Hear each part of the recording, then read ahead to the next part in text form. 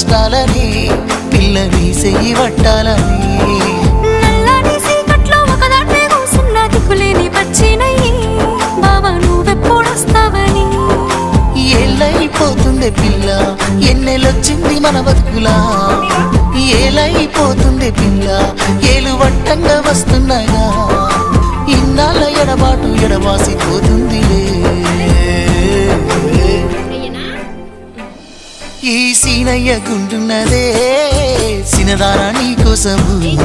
ఈ దూరాన్ని చెరుపుతూ తీరాల తగిలింది అందాల ఈ మానవు